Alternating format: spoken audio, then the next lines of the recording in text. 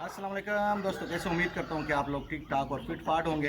दोस्तों आज मैं अपने थोड़े से सील जो है सेटअप के बारे में आप लोगों को बताता हूँ। और कुछ मेरे दोस्त हैं, उनको क्वेश्चन भी है कि परिंदों को आप किस तरह केयर करते हैं, तो वो भी इस पर भी थोड़ा सा आपके साथ बात कर लेते हैं, क्योंकि ये हमारे भी उस्ताद हैं, मतलब है कि इस फील्ड में। तो हम सेटअप में हम बच्चे भी दिखाते हैं आपको कि बच्चे हैं, हम उसको किस तरह केयर करते हैं, बड़े परिंदों को किस तरह के बीमारी से किस तरह हम इसको बचाते हैं। तो जिस तरह मैंने आप लोगों से मालूम है कि परिंदों को मतलब सीजनल बीमारियां भी होती है, जो मौसमी बीमारियां होती हैं, जो अमूमन वायरस हो जाता है, जिसे रानी कैद बोलते हैं, इंग्लिश में न्यूकैसल डिसीज़ बोलते हैं, एंडी बोलते हैं। और दूसरे पे बैक्टीरिया से भी अटैक हो जाता है, फंगस से भी अटैक हो जाता है, अमीबा से अटैक हो जाता है। तो वो हमें किस तरह इससे हम बच सकते हैं।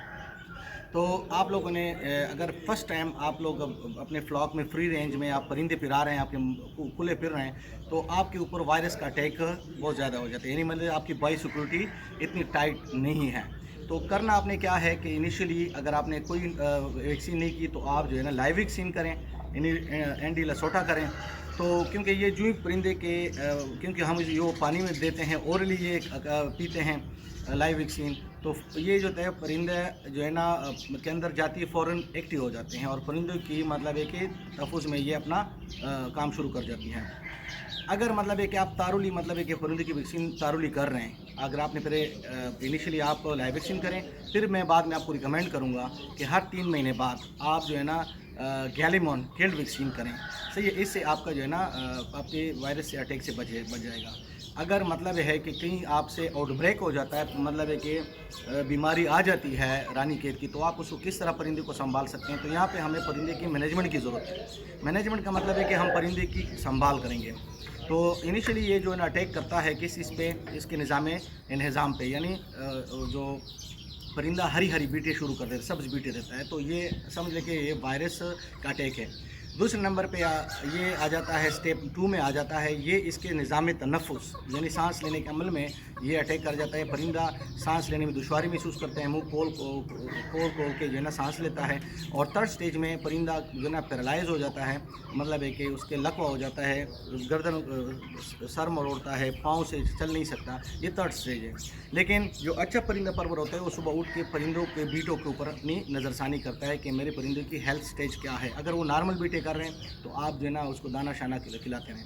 दूसरे स्टेज पे अगर आपको मतलब फर्स्ट स्टेज पे आपको डायग्नोज हो जाता है कि मेरे जो है ना वायरस अटैक हो चुका है, तो आपका कोई भी मेडिसिन काम नहीं करेगा। आपने यहाँ पे क्या करना है, ना आपका लसोटा काम करेगा, ना गिलीमॉन काम करेगा, ना आपकी कोई एंटीबायोटिक काम करेगा। तो आपने क्या करना है, परिंदे का टेम्परेचर होता है वायरस में, तो आपने इसकी कलपोल जो है ना पैरासीटामोल कोई भी सिरप जो है ना 1 लीटर में 2 चम्मच मिला के वो पानी देना है, क्योंकि परिंदा खुराक नहीं खाता, इस बीमारी के दौरान पानी पीता है। और जब ये जो ग्रीन बीटे करते हैं, तो उसमें से उसके नमकियात ज़ाया होते हैं और उसके मदनियात ज़ाया होते हैं, तो वो अपने साथ साथ उसमें 2 चम्मच फ्लेजिल भी डालनी है पानी में।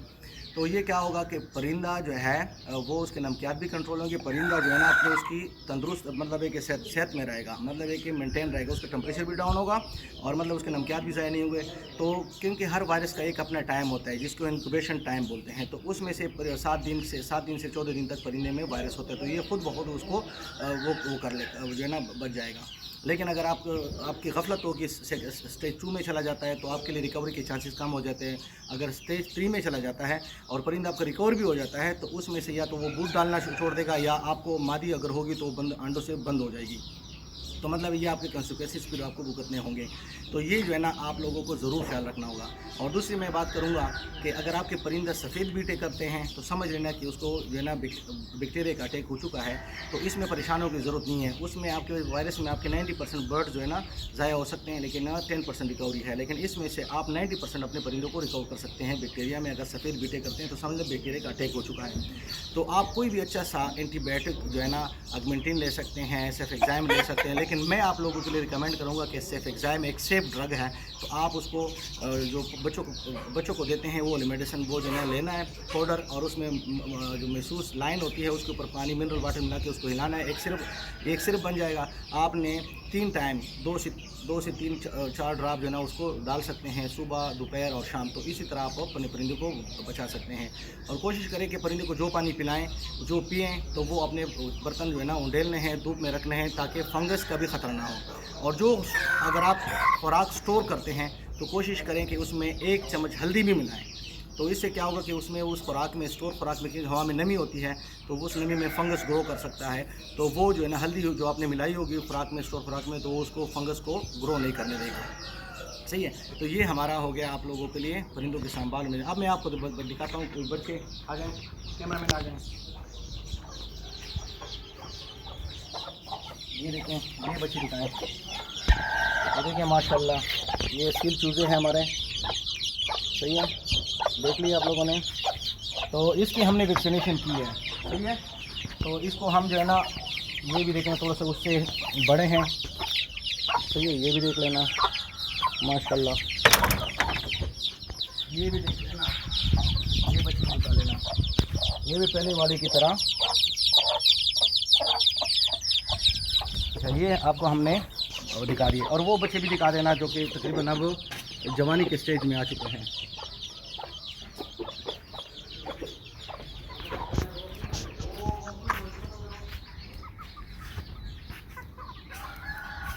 اچھا دوستو، امید کرتا ہوں کہ آپ لوگوں کو یہ انفارمیٹیو ویڈیو پسند آئی ہوگی. آپ لوگوں کو خالد لطیف کا سلام.